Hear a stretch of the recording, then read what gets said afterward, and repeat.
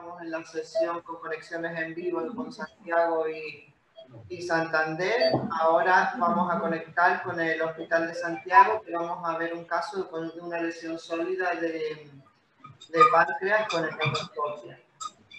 Creo que es el doctor Lariño el que va a comentar el caso y el que va a hacerlo. Pues le dejo paso ya. Hola. ¿Estamos? Ya, cuando quiera, José. Hola, muy buenos días otra vez. Bueno, casi buenas tardes, llegando a las 12, a la mitad de lo que es el programa. Y comentaros que vamos con el siguiente caso de condoscopia, que directamente nos lo va a presentar aquí nuestro querido Adriano, que está detrás de mí.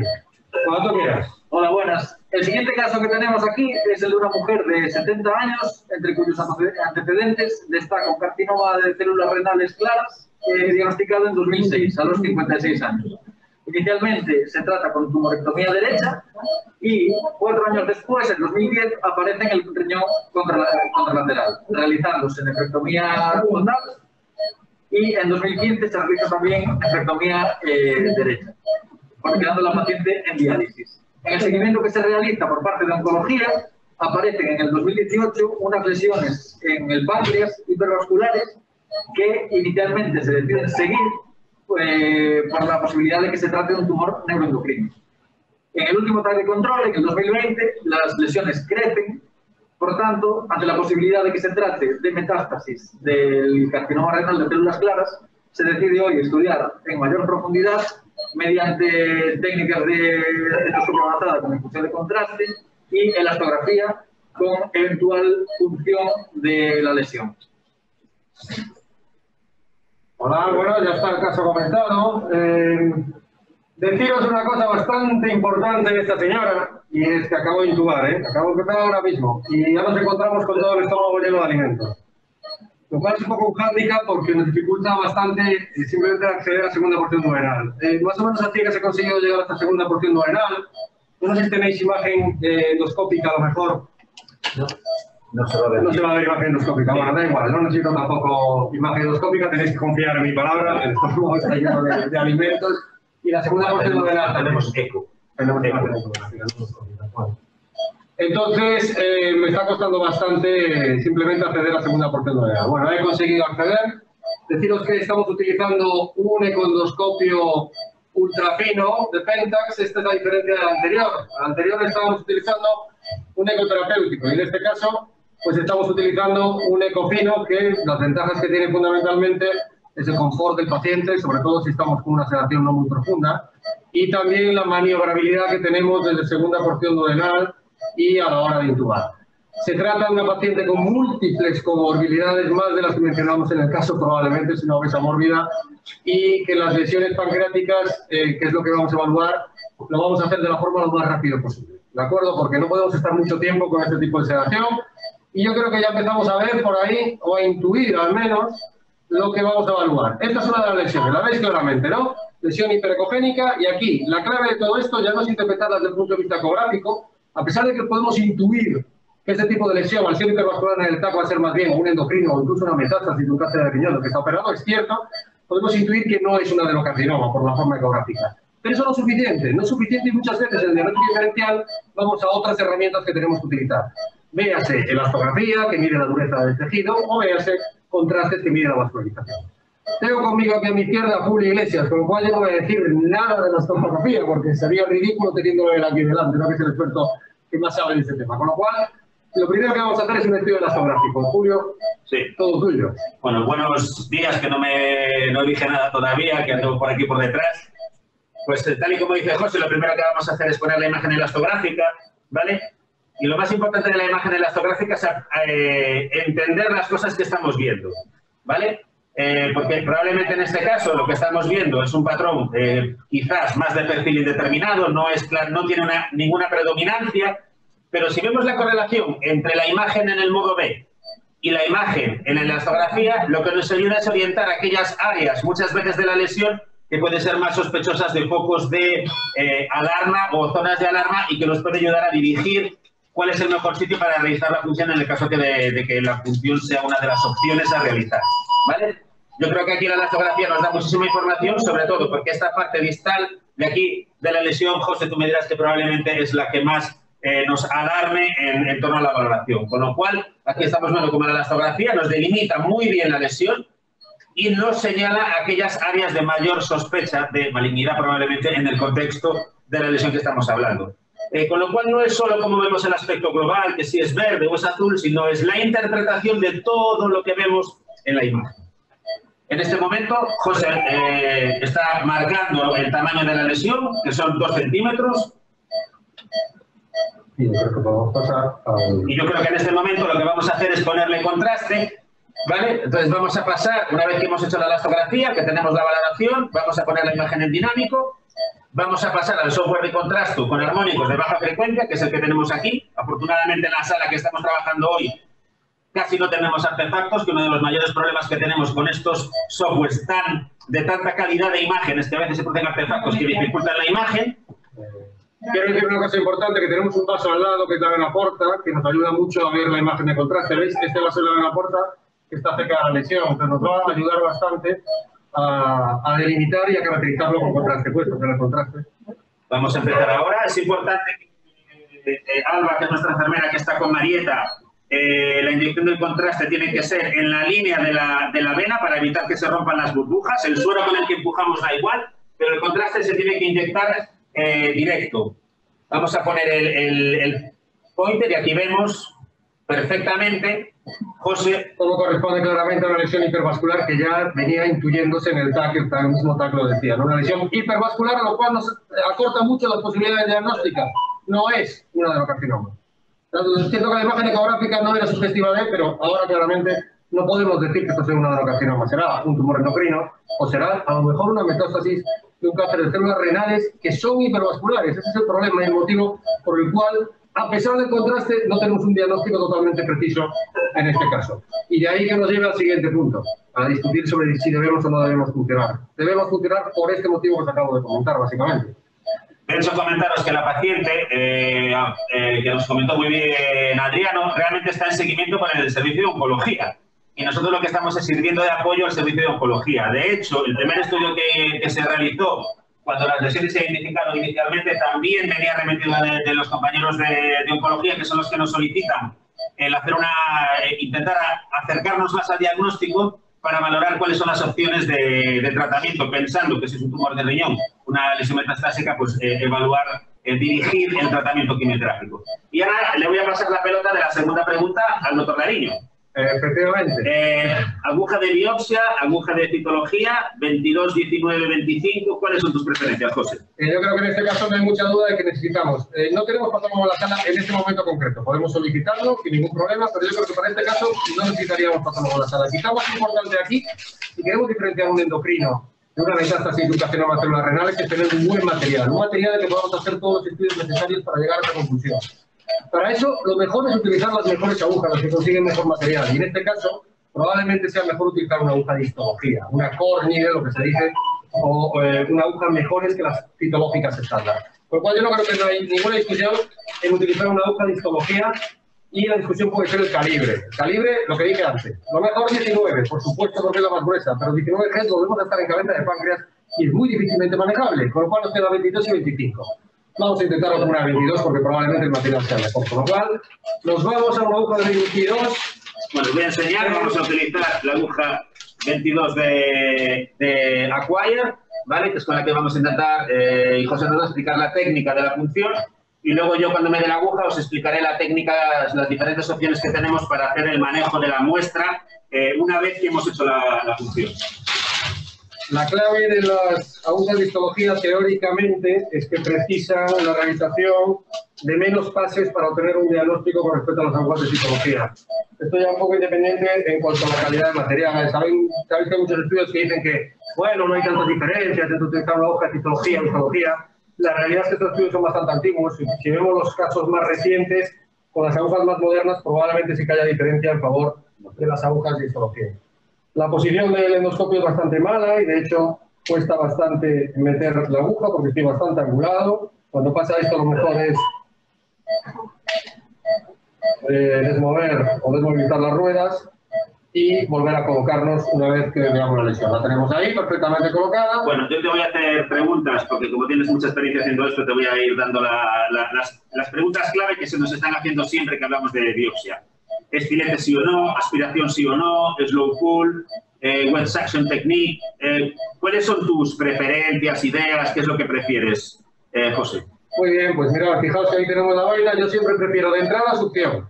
Siempre. Primero, aspiración. Y en función de lo que tengamos, si la muestra es muy hemática, pues probablemente la siguiente la hagamos sin aspiración. La slow pull technique pues podría ser una opción. No digo que no, pero no es realmente nuestra primera opción. Ya he funcionado y de hecho estoy por... Estás en la zona ideal, que es la zona que hemos visto para la tomografía. Aquí, más o menos. Vamos a poner, os voy a marcar dónde está la punta de la aguja, que la tiene por aquí José, que es el área ideal, que es la que vimos elastográficamente con un patrón más azulado, que quizás es la zona ideal de realizar la función. Vale, entonces lo que hacemos es primero presionamos un poco el estilete para limpiar lo que es la contaminación del tubo digestivo y posteriormente retiramos el estilete. Retiramos el estilete y, como os comenté antes, aspiración al máximo, lo que a mí me gusta al principio, para ver la muestra que obtenemos.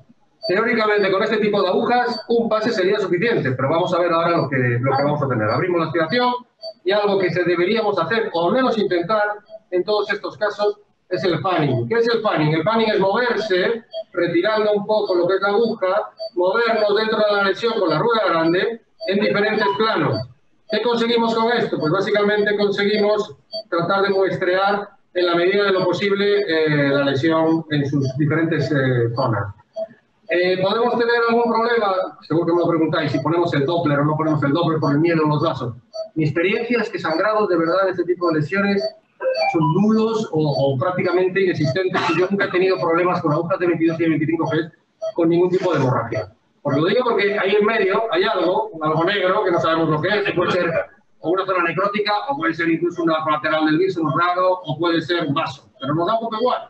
Nosotros seguimos todo lo nuestro porque con este tipo de agujas pues es bastante complicado realmente producir sangrados.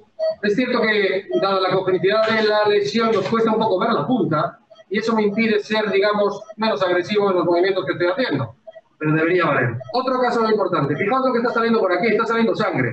Cuando pasa esto, lo que tenemos que hacer es cortar la aspiración, evidentemente, retirar la aguja, no porque pase nada, sino simplemente porque la muestra más hemática es una muestra de peor calidad, por lo cual no conviene seguir aspirando continuamente sangre de una muestra. Una vez hecha la punción, nos vamos a ver cómo retiramos la muestra de dentro del canal de la aguja. Aquí hay varias opciones, o bien con estilete, o bien con suero salino, o bien con citolín. Vamos a cambiar la cámara para poder ponerla en la zona del carro. Vale, vamos a encender la luz para que la podáis ver mejor.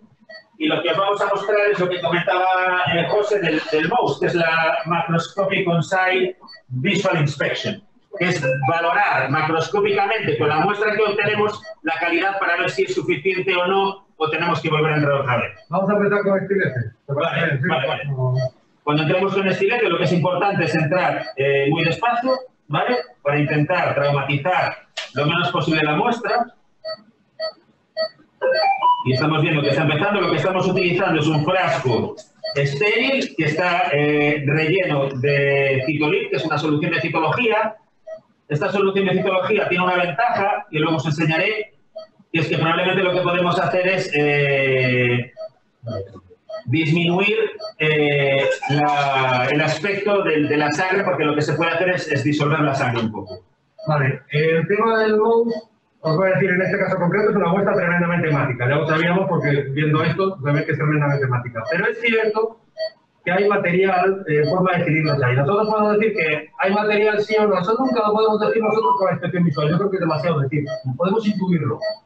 Y podemos pensar pues, que hemos obtenido un material adecuado. Yo creo que en este caso probablemente sea suficiente, pero bueno.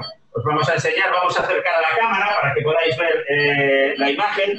Voy a intentar ver con el guión de la cámara, a ver si lo podemos ver bien o no. Porque es un poco difícil, siempre que tenemos las cámaras, siempre es difícil intentar enseñarlo, sé que me vais a perdonar un poco pero si os fijáis, tenemos aquí en el fondo, voy a tapar un momentito el frasco para que poder movilizarlo un poco más. Si os fijáis, el tono del rojo de lo hemático se va desapareciendo, y esto es por la enzima que lleva el citolid, que lo que hace es distribuir la sangre. Lo movemos un poco y vemos como en el fondo del frasco se quedan todas las estructuras del material. Aquí está mejor. ¿Vale? Y veis como ahí en el fondo tenemos el material, que cuando sabemos que este material se queda en el fondo, la probabilidad de que sea realmente tejido es mucho mayor. Con lo cual, como comentaba José, esto lo hemos aprendido con los patólogos, no es que nosotros hayamos nacido aprendidos ni lo hayamos visto en los libros, esto es porque tenemos un patólogo que tiene muchísima experiencia y con el que llevamos trabajando muchísimos años, y es el que nos ha ido explicando la forma en la que lo podemos hacer. Volvemos a poner a José en cámara. Vamos a terminar la exploración porque tiene un estado de retención bastante importante. Nos estamos jugando un poco con una sedación de consciente con esta paciente por las comorbilidades y por el estado de retención tan grande. Con lo cual, por mi parte voy a retirar el tubo y podemos preguntar o comentar lo que queráis sobre el caso. Preguntas, cuestiones, comentarios. Hoy no está el público muy preguntón. Creo que en un caso no tienen patólogo en sala ahora. Ana, la estrategia que el acuerdo al que hemos llegado con anatomía patológica es que después de analizar los resultados de nuestras funciones con las agujas de biopsia, la rentabilidad diagnóstica, estamos en aproximadamente un 90% de resultado correcto. Y lo que hacemos es llamar al patólogo en aquellos casos en los que decidimos que es oportuno repetir la función. De manera que la mayor parte de las ocasiones los pacientes hacemos la biopsia con aguja de biopsia sin patólogo, y solo en aquellos casos en los que tenemos una sospecha de un falso negativo, incluso un falso positivo, o que el resultado no concuerda con lo que esperamos, son los casos en los que en el segundo intento siempre lo hacemos con patólogo. Pues, muchas gracias. Ya estamos un poquito fuera de tiempo. Ahora tenemos que pasar a la conexión, a la siguiente conexión con el Hospital de Madresilla, el doctor Ramos y el doctor Mata. Muy bien. Que tendrán 15 minutos para su caso. Pues, bueno, muchas gracias. Pues ya Santander está preparado. Sí. Felipe, yo creo que ya estamos ahí. Hola. Conectamos otra vez. Desgraciadamente no podemos utilizar el gastroscopio, bueno, por un problema técnico. Vamos a hacer, no es lo ideal, tenemos la técnica de tunelización, en este caso un POEM en el esófago del cerdo con un colonoscopio. Hay que decir que, bueno, vamos a utilizar este congreso para ver las posibilidades de hacer el POEM con una tutorización, digamos, online a distancia. Esto está descrito en el aprendizaje de las técnicas de disección. Yo no tengo experiencia en POEM, incluso no he hecho ninguno en esófago, sí he hecho disecciones en esófago, y va a estar en Barcelona un experto en POEM, que es Alfredo Mata, que yo voy a seguir los pasos que me vaya marcando digamos, online. Él va a decir los distintos pasos limitantes que tiene esta técnica. Alfredo, cuando quieras, por favor. Alfredo. Hola. Buenos días a todos. Felipe, ¿me escucháis bien? Sí, perfectamente.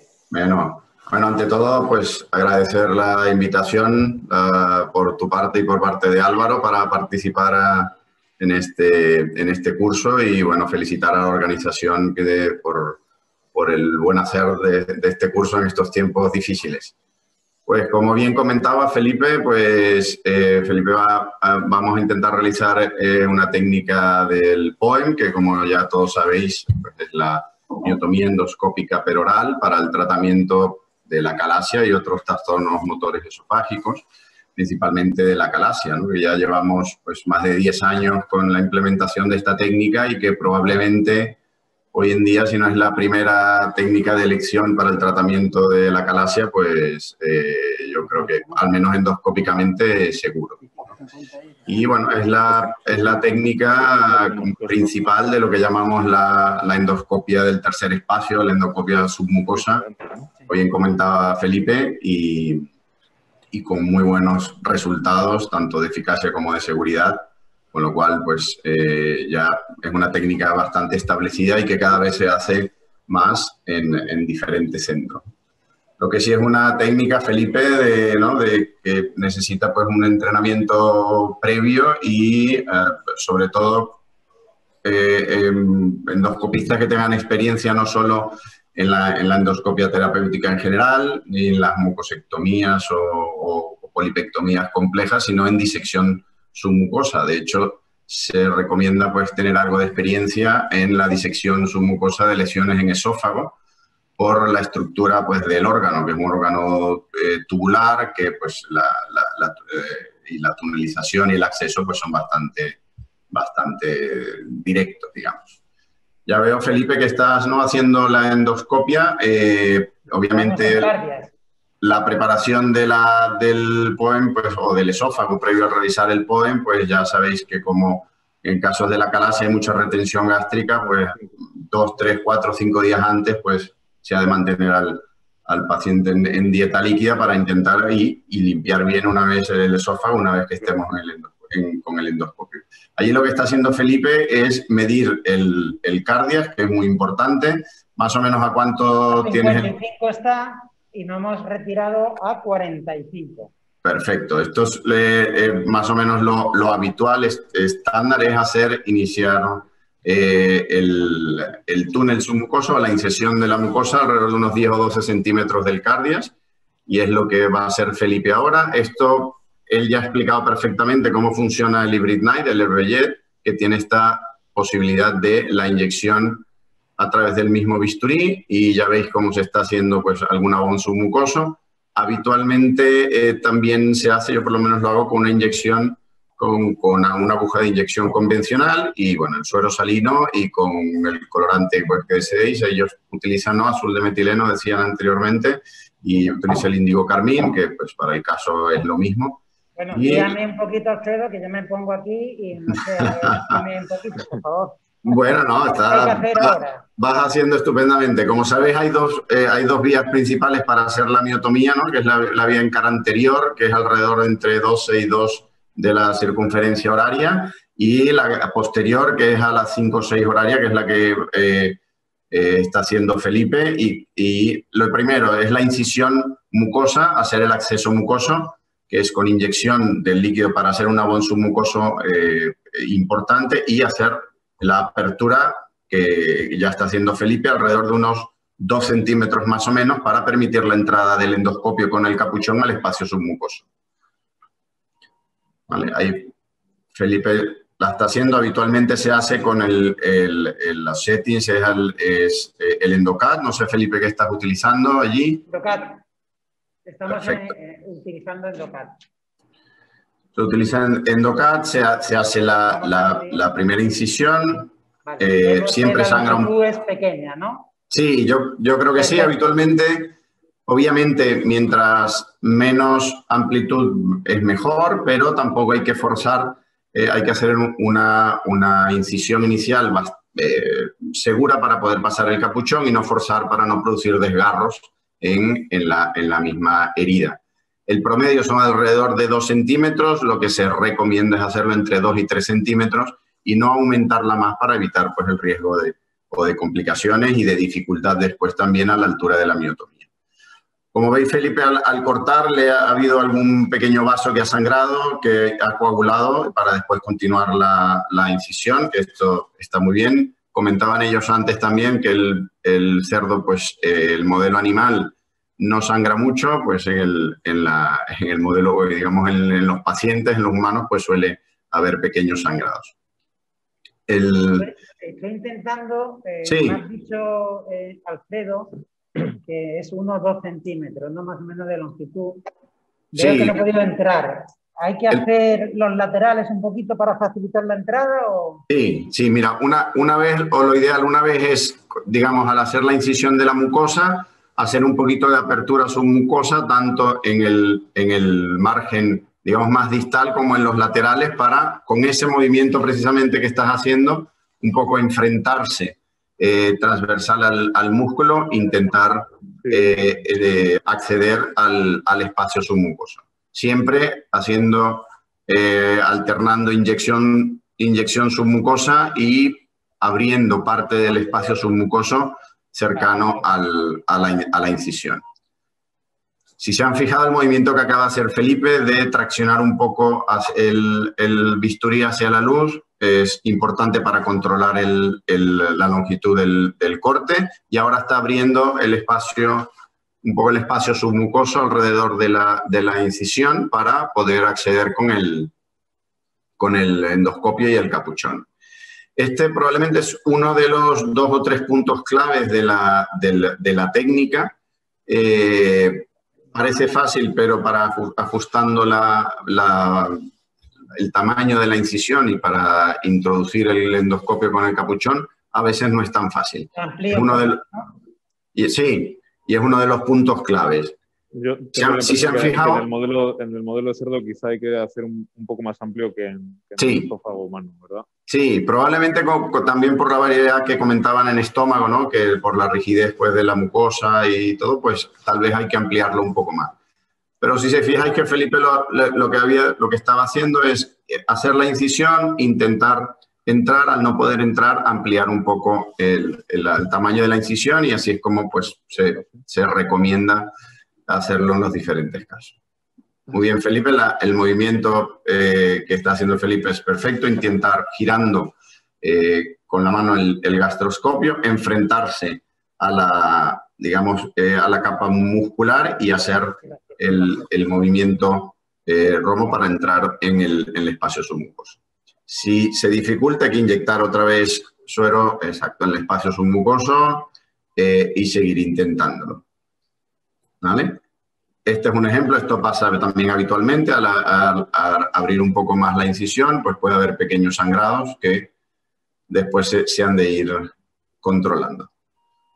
Muy bien, Felipe, tienes casi la entrada. Cuesta un poquillo todavía, ¿no? Al intentar... Hay un vasillo por ahí. Vale. Probablemente también el endoscopio que estés utilizando, ¿no? Y el capuchón sean un pelín más grueso de lo habitual, y esto va a dificultar un poco más el acceso. Sí. Habitualmente... efectivamente, pues, estamos con un colonoscopio. Claro, con los gastroscopios pues suele ser un poco, digamos, menos difícil la entrada. Ahí coagulando estos pequeños vasos y ampliando la incisión, ¿no? de la mucosa. Sí, está guardado. Estos pequeños sangrados son frecuentes, y lo que se recomienda pues exactamente lo que está haciendo Felipe, intentar controlarlos para que el campo y la entrada al túnel submucoso sea lo más limpio posible. Y ven cómo hace movimientos de rotación. Sí, Felipe. No, sigue hablando. No, es que esta técnica de cómo está entrando es la mejor, o sea, para intentar introducir ya el endoscopio en el espacio submucoso. Ahí veis el músculo y haciendo un movimiento de rotación, digamos, interna del endoscopio, pues ya parece que ha accedido al espacio submucoso. Allí, una vez que entres, pues la idea es volver a inyectar suero para que el espacio submucoso se vaya ampliando y poder acceder en mayor profundidad. Visto que con este colonoscopio a lo mejor te es un poquillo más difícil que si tienes que abrir un poquito más, porque veo que el calibre del colonoscopio, pues, si se ha de abrir, engaña mucho la imagen. Claro, si se ha de abrir un poco más la incisión para entrar de forma limpia, digamos, tampoco pasa nada. Siempre lo que recomiendan sí es procurar no exceder los 3 centímetros de longitud, ¿no? del acceso. Vale, ahí ves, parece que ahora te ha permitido, ¿no? Entrar más o menos bien y estable. ¿Vale? Ahora infiltrar un poco más también de suero y comenzar la tunelización. ¿Veis? Me parece que queda abajo, ¿no? La capa muscular. Estás en el túnel submucoso, en el espacio submucoso, y la mucosa la tienes arriba, ¿no, Felipe? Sí. Vale. Aquí ahora se ve mejor. ¿no? Ahora parece que has podido entrar con mayor... Mira, casi ahí se ve un poco la... los laterales, ¿no? Sí. Si no, habría que, exacto, abrir un poco más, empezar a abrir la parte de los márgenes, la parte, digamos, submucosa de los márgenes de la incisión para que el espacio submucoso se abra un poco y permitir la entrada del capuchón, ¿no? Y del endoscopio. Repito, habitualmente con un gastroscopio teóricamente no tendría que costar tanto, pero muchas veces toma tiempo entrar, hacer una entrada limpia al espacio submucoso y repito, es uno de los pasos, digamos, claves para realizar esta técnica. Además, yo tengo la sensación que cuando uno piensa en POEM solo piensa en la disección, la fase de disección, de tunelización y la miotomía, ¿no? Pero este acceso y luego cierre de la mucosa son claves. Sí, probablemente son los 3 puntos claves, ¿no? El acceso, esta incisión mucosa para acceder al túnel, la identificación y el acceso al cardias previo a empezar la miotomía y el cierre del acceso, que también son 3 puntos importantes. Pero es verdad lo que dice Álvaro, que esto a veces parece que ya lo damos por sentado de que va a ser fácil entrar y muchas veces no lo es. El músculo, entiendo, del esófago del cerdo es muy, muy fino con respecto al de un paciente. De un paciente sin tener enfermedad de trastorno motor. Cuando hacemos la disección del músculo se ve claramente. Y tú que tienes experiencia en acalasia, pues mucho más, ¿no? El músculo.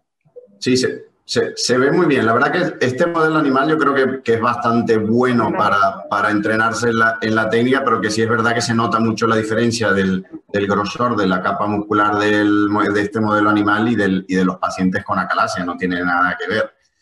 Y por eso he visto que al intentar entrar en el túnel submucoso no has hecho tanta presión para entrar, con lo cual está muy bien porque si no puedes dañar la capa muscular de ahí del modelo animal. Ahora parece, ¿no?, que has profundizado un poco.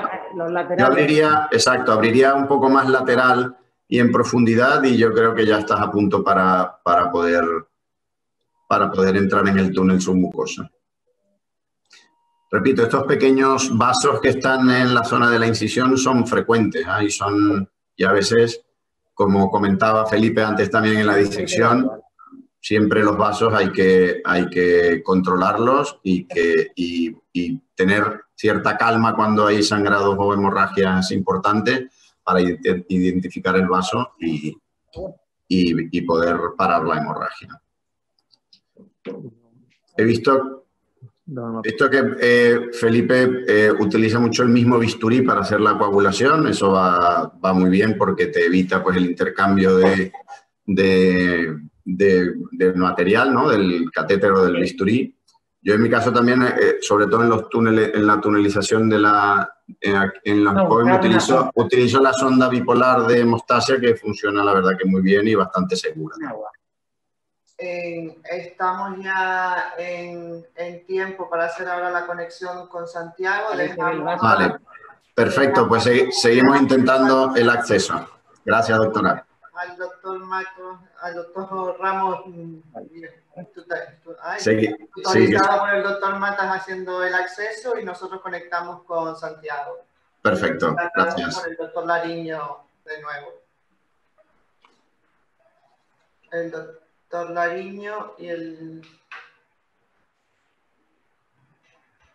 que ya están en imagen en la sala 1.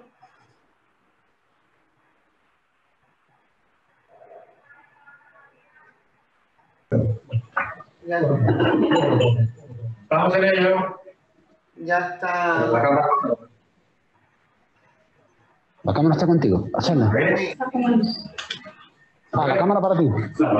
Hola, muy buenas. Buenas otra vez. Muy bien, vamos a pasar al siguiente. Iba a ser en principio un caso en directo de una disección. El problema es que como era un caso un poquito largo y en vista de la calidad tampoco excepcional, pues vamos a sustituir el caso por un par de vídeos que nos van a comentar los doctores que voy a presentar ahora mismo, que son el doctor Martín, puedes ya girar la cámara para ella, el doctor Martín y la doctora Monteseri, que nos van a hablar un poco del tema de disección. Muchas gracias. Cuando queráis. Bueno, hola a todo el mundo, un abrazo grande a los que nos veis desde la distancia. Nos gustaría que estuvieseis aquí, como en todos los congresos y todas las semanas que hacemos, y sobre todo cuando nos sentimos cerca, en la parte del hands-on, pero las circunstancias son las que tenemos, son las que son, y bueno, os invitamos a que estéis con nosotros en nuestra sala de trabajo, que siempre es un placer. Como comentó Nari, la idea, y de hecho tenemos una paciente, haremos ahora, cuando terminemos la conexión, era hacer una DSE en directo, una DSE gástrica. Tampoco queríamos nada muy complejo, porque los directos a veces pues, se complican y preferimos ser prudentes. Pero de la calidad de la imagen, aquí está Javi López y otros compañeros que están aquí también en la parte avanzada. Parece ser que, bueno, por un poco, la imagen está muy pixelada, son procedimientos de mucha precisión, a veces un poquito lentos, pues se ha optado por hacer el caso en diferido, y lo que sí nos comprometemos es a grabarlo y posteriormente subirlo para que podáis verlo como debe ser, ¿no?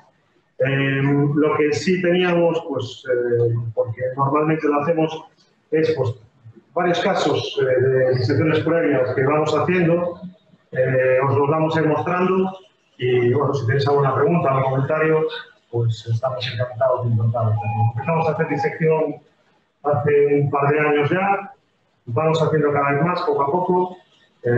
Técnica, lo sabéis, muy compleja, lenta, de aprendizaje, hay que ser muy prudente, muy buena selección de casos, yo creo que es la clave, sobre todo al principio, y poquito a poco las cosas van saliendo. Es evidente que no estamos al nivelazo de otros compañeros que hay en España, tenéis ahí, habéis visto trabajar a varios, a Álvaro, bueno, Alfredo, no viste trabajar a un fenómeno, Hugo, Felipe ya os cuento que hay gente buenísima. Y lo que es importante es ser prudente, seleccionar bien los casos, ir aprendiendo poco a poco y siempre mirar por lo que es lo mejor para el paciente. Entonces, no sé si se puede ver la presentación o si estáis viendo ya la presentación. Sí.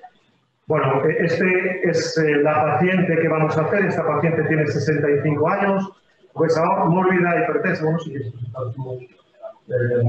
sí, esa paciente, bueno, la paciente que habíamos elegido para hoy tenía ya una disección previa, es una paciente, como comentaba Fran, de 65 años, obesa, hipertensa, con diabetes mellitus, y tenía una FA anticoagulada con sintrol, que hemos suspendido a 5 días sin terapia puente para disminuir el riesgo de sangrado diferido.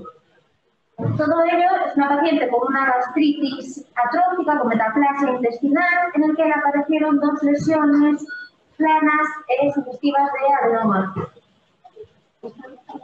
Sí, bueno, no sé si estáis viendo, este es el vídeo de la disección previa, esta lesión... Espera un momento, porque no se está viendo la presentación.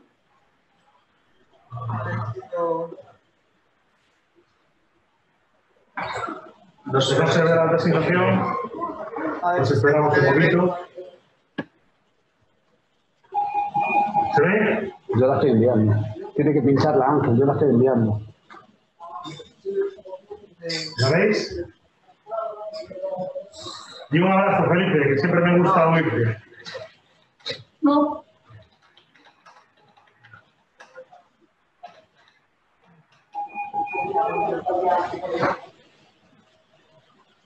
Bueno, como os comentábamos, tiene una gastritis atrófica que siempre en esta herida precancerosa hay un mayor riesgo de lesiones metacrónicas, que puede aparecer un cáncer gástrico precoz, y en este caso pues justamente tiene 2 lesiones esta paciente. La otra disección la hemos hecho hace unos pocos meses y hoy estaba programada para la extirpación de la segunda lesión. Es la primera disección con una lesión relativamente pequeña, 15-20 milímetros. Se intentó sacar por mucosectomía, pero no se conseguía sacar en bloque, con lo cual se prefirió no hacer nada y se agendó directamente para hacer una disección. El procedimiento fue muy bien, tenemos un microvídeo para que vieseis un poquito las diferentes fases. Duró más o menos 70 minutos, el posoperatorio de la paciente se quedó ingresada ese día, al día siguiente se fue para casa, ha sido muy satisfactorio, efectivamente con adenoma, con displasia de bajo grado, sin endoscopia de control, se identificó la otra lesión y la idea que teníamos hoy, que era una lesión más o menos similar, más proximal, de como 15-20 milímetros, la idea que teníamos hoy era volver a hacer la disección de esa paciente, porque, bueno, es un poco lo que le toca, ¿no? Para todos los pacientes a los que les hacemos este tipo de técnicas, tenemos una consulta específica, que es la consulta de la resección de pólipos complejos, en la que les explicamos los procedimientos, las diferentes opciones terapéuticas, los riesgos y las ventajas de cada uno de las técnicas con las que podemos optar, el consejo que nosotros le damos, se firman los consentimientos, se valora el tiempo más o menos que nos puede llevar cada procedimiento, así como el material que utilizaremos, tanto para que lo sepa el paciente como para después gestionar nosotros nuestras agendas. Y en general este tipo de procedimientos, inicialmente los hacíamos cerrándolos nosotros, desde hace más o menos un año o así, pues tenemos la estimable ayuda de los anestesistas, fundamentalmente porque muchos de ellos pues, son procedimientos largos, la variabilidad todavía es grande y estamos todos un poco más tranquilos, ¿no? Entonces, la idea de la consulta creemos que es correcta, además, bueno, precisamente Felipe está ahí, para mí es de las personas, bueno, con las que hablé mucho, sobre todo cuando empezaba y que para mí es un referente claro. Me comentó que hacía este tipo de cosas y que tenía una consulta específica porque es como debe ser y así empezamos nosotros aquí en el hospital y la verdad es que los resultados que estamos teniendo son buenos. No sé si veis la presentación o no. No, todavía no. ¿Todavía no? Bueno, pues esperamos un momentito para ver si conseguimos... Está ahí. No sé si a lo mejor se puede... Si les parece, en lo que arreglamos, en lo que se arregla lo de la presentación que se tiene que mandar, conectamos otra vez con Valdecilla para ver si ya tienen el acceso a la tunelización. Hola, Ángel. Santander.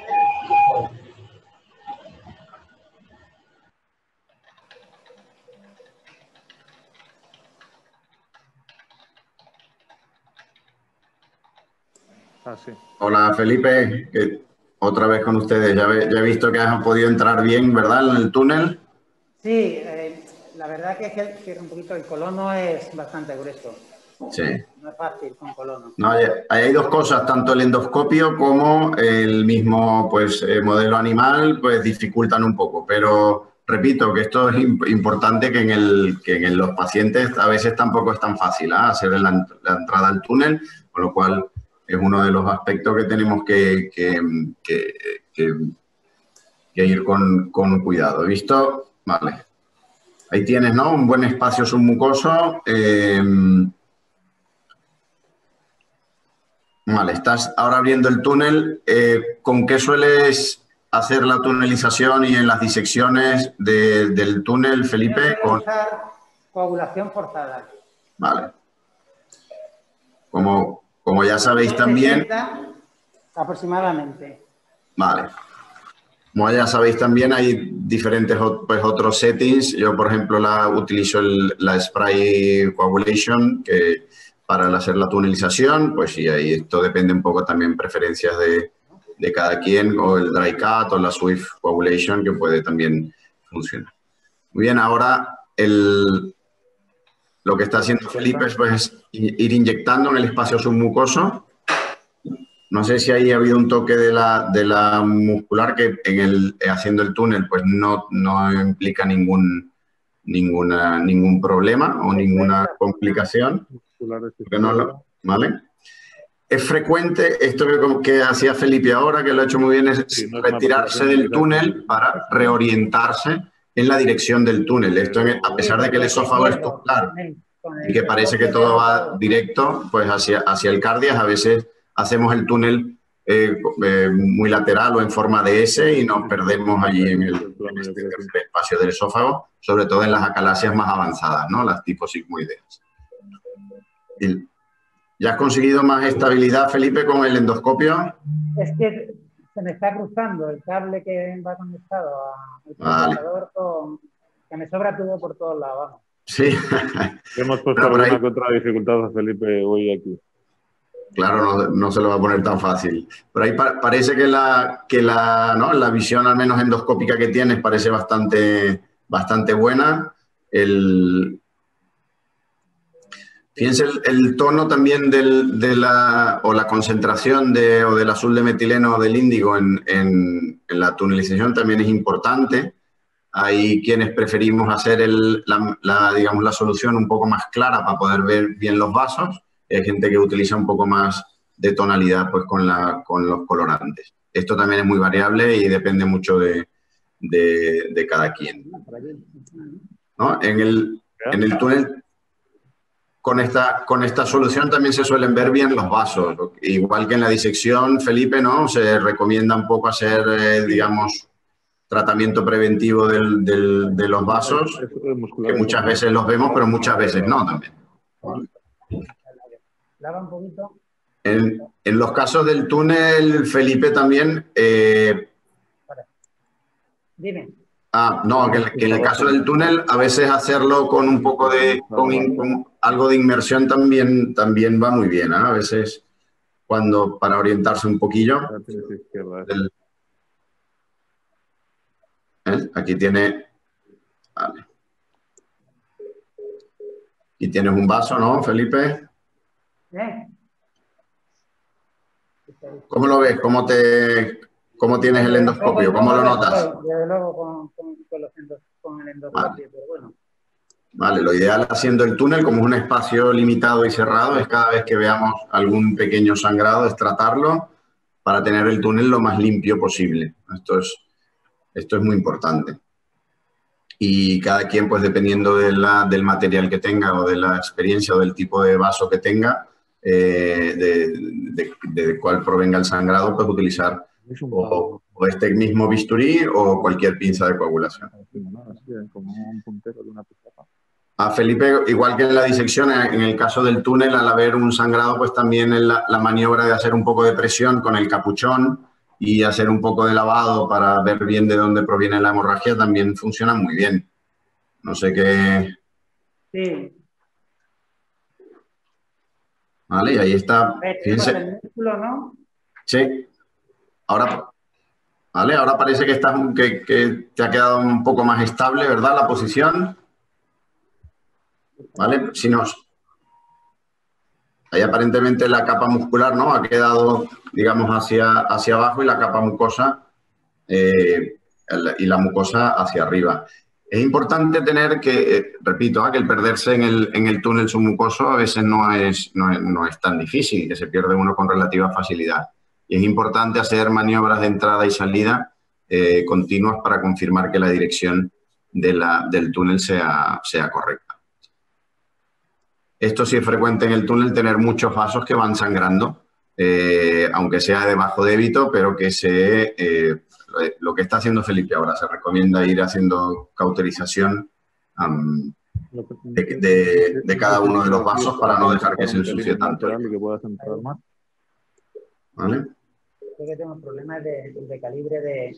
Sí, yo creo que el colonoscopio está dificultando también, ¿no? Un poco la creación del túnel, lo que te va a obligar a ampliarlo un poco más, ¿no? De las partes laterales, Felipe. Sí. Esto también depende, pues, del endoscopio que utilicemos. Hemos de tener, pues sí, una amplitud de túnel lo suficientemente cómoda para poder maniobrar con el endoscopio. Ahí Felipe ha hecho la tunelización un poco más hacia distal, faltaría un poco más hacia los laterales para darle un poco de espacio al endoscopio. No, Felipe, eso es lo que estás intentando, ¿no? Ahora un poco... Sí, pero no te vayas a creer. Vale, al hacer un poco ¿vale? Ampliar el túnel, pues nos daba una mejor visión tanto de la dirección como de la capa muscular y la mucosa. Esto es músculo. Sí. Es importante también en estos casos de dificultad, o cuando hay hemorragia o cuando el campo se ensucia un poco. Primero, hacer estas maniobras que está haciendo Felipe de entrada y salida para reorientarse continuamente. ¿Vale? Esto es importante. Y otra es siempre intentar ir digamos, más pegado a la capa muscular que a la mucosa para intentar no dañar la mucosa. Si van viendo, Felipe tiene, va haciendo el túnel disecando muy pegado a la capa muscular. Esto que comentabas ahora, Alfredo, ¿no? En esta endoscopia del tercer espacio, lo importante no sería tanto perforar la muscular como en la disección, sino perforar la mucosa, ¿no? Exacto, exacto. Por eso este es un aspecto muy importante y este es, digamos, una pequeña diferencia con la técnica de la disección, ¿no? Aquí sí al abrir el... Claro, es importante. Aquí sí durante la tunelización se dan algunos toques en la capa muscular, tampoco no tiene mayor importancia porque a medida que vayamos avanzando en la tunelización es el músculo que vamos a cortar con la miotomía, con lo cual no tiene mayor repercusión ni está relacionado con mayor complicaciones. De hecho, en las acalasias severas, que a veces el túnel submucoso cuesta un poco completarlo y ampliarlo, pues es frecuente que demos varios toques en la capa muscular y casi siempre pues sin mayor importancia. Ahí veis que Felipe se está intentando, digamos, pegar más hacia la capa muscular. Ahí el plano se ha oscurecido ahí un poco, no sé si por la dificultad que tienes también con el endoscopio, ¿ves? Ahí va creando ya el túnel, veis que la orientación la está manteniendo muy bien. Pero repito, a pesar de que es importante no confiarse en la orientación del túnel e ir haciendo estas maniobras de entrada y salida continuamente. Yo, Felipe, por el calibre del tubo sí haría un poco más de amplitud lateral del túnel, que a veces cuesta un poco también, pero bueno, es importante para darnos bastante espacio y poder maniobrar y el endoscopio, digamos, correctamente.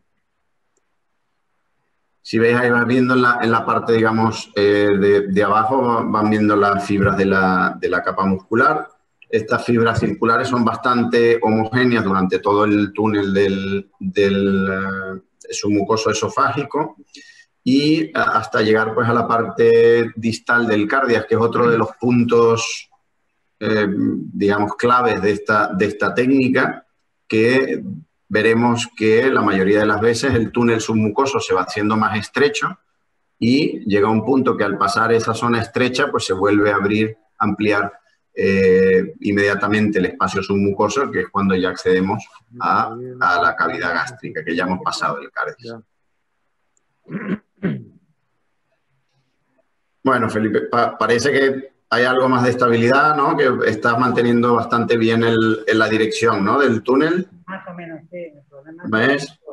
Aquí abajo veis las fibras musculares. A ver si inyectando un poco más te separa un poco más el espacio submucoso, que a veces... Tenemos problemas de espacio con el calibre del endoscopio en este esófago que, bueno, no dejan de ser animales, no son adultos, desde luego. Sí. Y el esófago no es de las dimensiones a las que estamos habituados. Sí, seguro que esto, de hecho, en este modelo animal, pues, a veces el túnel cuesta un poco más, ¿eh? en pacientes. Y sobre todo también por la no debilidad, pero tiene la capa muscular también sí es más débil y que cualquier toque o presión que hagamos en exceso también la puede abrir un poco. Con lo cual aquí igual hay que ir con más cuidado que en el paciente actual.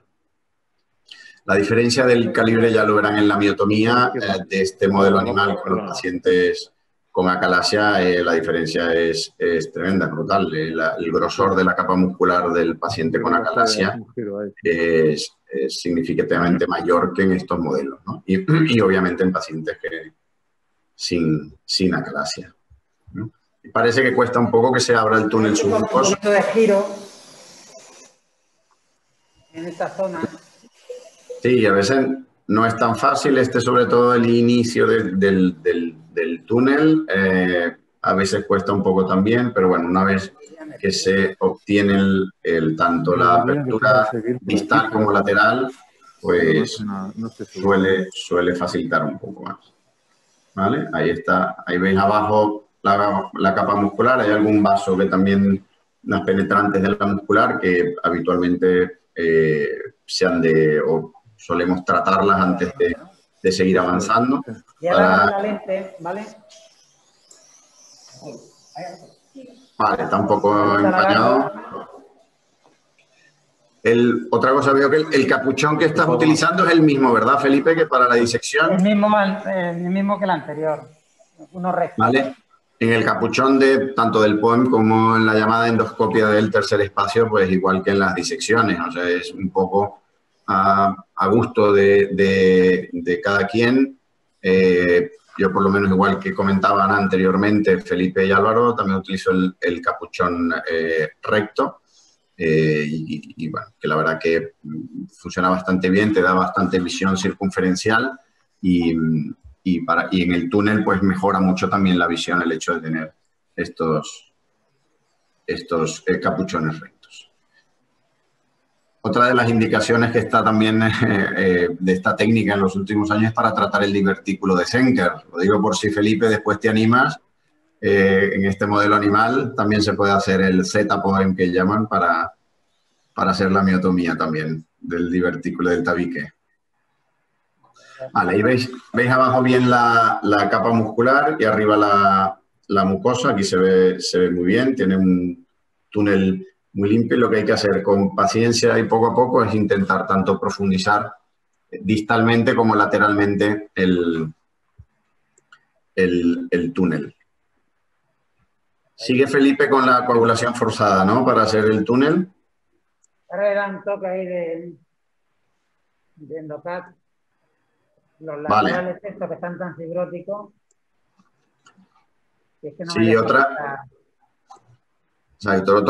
cosa que se puede hacer en los casos que sea difícil la tunelización, pues es utilizar algún otro tipo de setting para el túnel. En estos casos a veces la coagulación, la spray quack puede ir bien porque como que te va abriendo paso y se dispersa un poco más. O con sí, esto depende, sí, o con la Swiss Coagulation también te puede ir bien y regulando un poco la potencia de acuerdo a cómo veas que actúe.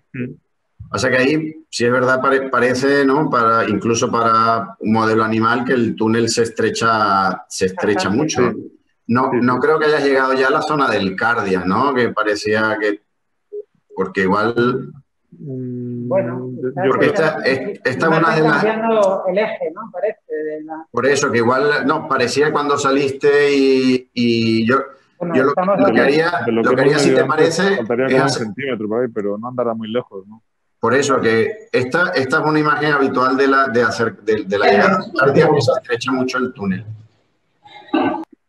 Yo lo que haría, Felipe, en este caso es inyectar un poco más en la submucosa, un poco más de lo habitual y sacar el endoscopio y mirar a ver a qué nivel estás del túnel, que se ve muy bien el abombamiento de la inyección submucosa en la luz esofágica. Vale.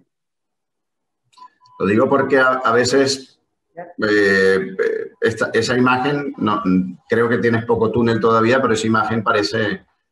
es una imagen que pudiera corresponder ya a la llegada al cardio, ¿no? Porque cuando se estrecha mucho el túnel submucoso y es difícil. Porque el túnel tampoco es largo.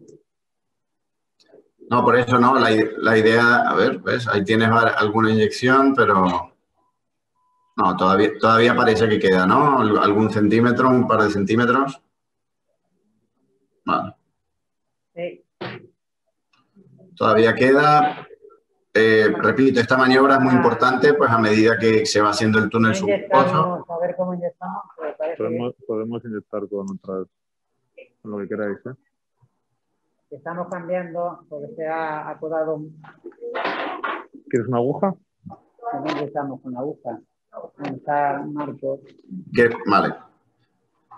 Hombre, habitualmente con este tipo de bisturí en el paciente, en el modelo humano a veces puede ser difícil la inyección, con lo cual si quieres alguna aguja o algo me parece bien para aumentar la...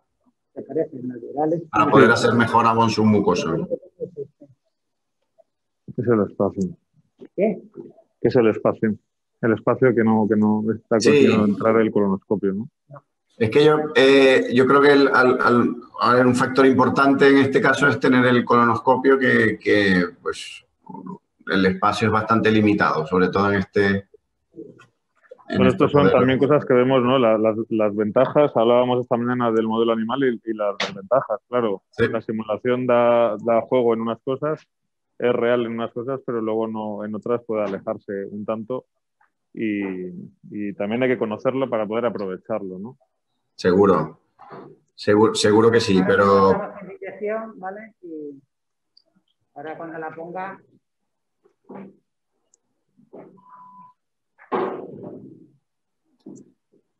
Vale.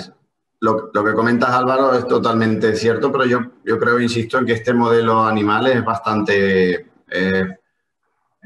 bueno para iniciar pues, esta técnica y de hecho, muchas veces, incluso allí, pues, una vez que se hace el POEM, al hacer la miotomía, ya digamos, el cerdo pues ya fallece, por decirlo de alguna manera, y muchas veces al hacer la resección después del esófago y el estómago, pues se puede ver tanto la longitud de la miotomía que se ha hecho, como si ha hecho alguna complicación o algún problema. Con lo cual yo creo que es un modelo bueno y que si lo tenemos lo hemos de aprovechar y utilizar al máximo, ¿no?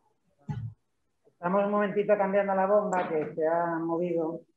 ¿Y creéis que el paso previo, habiendo hecho disección, aunque sea solo en el modelo animal, es obligatorio, digamos, antes de pasar a esta otra técnica, o son cosas diferentes? ¿Cuál es vuestra visión, Alfredo?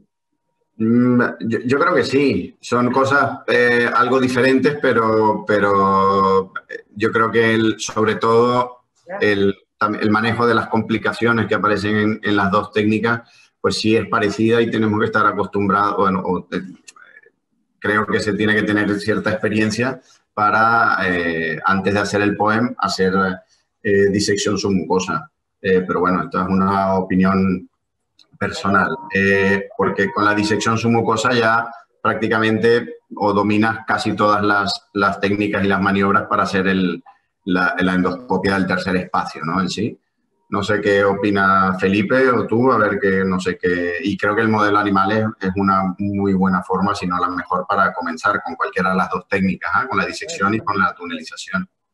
Yo no tengo experiencia en POEM, pero creo que si un día empiezo a hacer, estaré más cómodo habiendo hecho disección submucosa. En una parte es la misma estrategia y, como dices tú, manejarte en sangrados o situaciones o perforación que puedas tener a lo largo del túnel, aunque aquí la perforación del músculo no sea una complicación, sino que a veces es el objetivo final, ¿no? Pero bueno, claro, eso es otra cosa.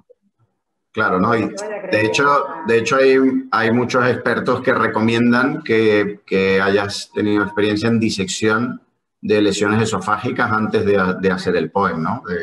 Incluso para acostumbrarse al órgano, ¿no? del esófago. Pero yo creo que sí, yo creo que es importante y lo que dices tú, seguro que te encontrarás muy cómodo habiendo tenido experiencia haciendo disección submucosa. Antes hablábamos que hay que aprender a ver en la submucosa, en este espacio, ¿no? Claro, Yo aquí lo veo realmente regular, ¿no? ¿Cómo lo ves tú? Bueno, un problema de espacio. Yo sigo insistiendo que creo que es problema de espacio, pero por el endoscopio, pero yo lo que haría es justo lo que estás haciendo, intentar ampliar o ensanchar un poco el túnel, a ver si esto te mejora la visión y podemos profundizar más en el túnel submucoso. ¿Vale? Bueno, ya hemos arreglado la inyección, que no tenemos inyección. Vale, ¿ves? Ahí vas avanzando. Muchas veces hay partes del túnel que se avanza muy rápido y partes que se avanza muy lento. Y esto es muy variable, con lo cual hay que ir poco a poco, con paciencia y... Alfredo, ¿te has enfrentado a casos que hayan tenido toxina botulínica previa o dilataciones que hayan podido hacer fibrosis? Sí, no, de momento es lo que generalmente se recomienda es iniciar todos los tratamientos en pacientes pues sin ningún naive, ¿no? Sin ningún otro tratamiento previo. Lo que sí tenemos programado próximamente es esto, un caso con 2 inyecciones previas de Botox y un caso con una miotomía de Heller que ha recidivado. Y yo personalmente no tengo experiencia, pero pues los compañeros que hacen estas técnicas con los que pues siempre intercambiamos experiencias, pues sí hay, sobre todo con las inyecciones, pues si son muy repetidas, pues hay cierto grado de fibrosis en el cardia que dificulta un poco la técnica, ¿no? Pero no, siempre que sean naive, mejor obviamente que tengan otras intervenciones.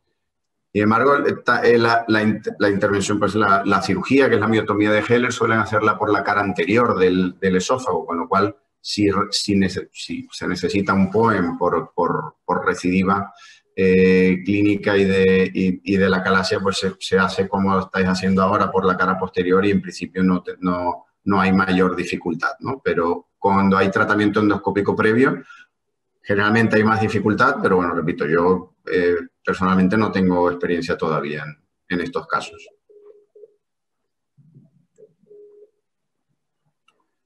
Pero sí hay casos, ¿verdad? Aunque sean casos de acalasia naïve, que pues se suele ver también mucha fibrosis, mucha vascularización, que es difícil hacer el túnel submucoso y que a veces pues pasas más tiempo de lo habitual haciendo el túnel submucoso. Y esto, la verdad que es muy variable. Veo que, Felipe, ¿no? Has logrado avanzar un poco más, ¿verdad, Felipe? Un poco tanto en profundidad como en lateral.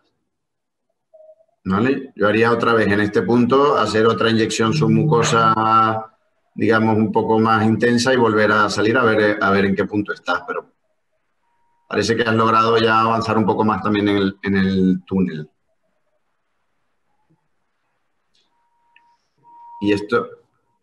Parece que ya en Santiago hemos corregido los problemas de conexión, así que vamos a pasar con Santiago y después volvemos en un ratito con ustedes de nuevo. Perfecto, gracias. Bueno, Santiago, el doctor Fran, creo que ya está. Pasamos conexión a la sala de Santiago, que creo que ya tienen la conexión preparada.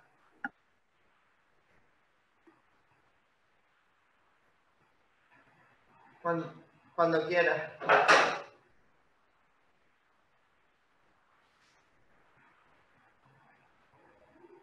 A ver.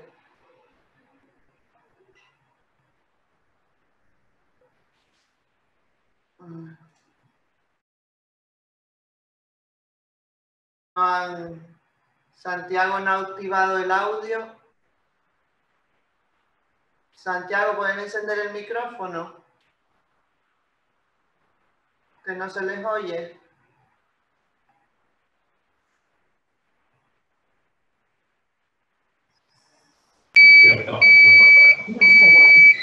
¿No? Ahora ya se oye. ¿Se oye? Sí. Bueno, estáis viendo la presentación, ¿verdad?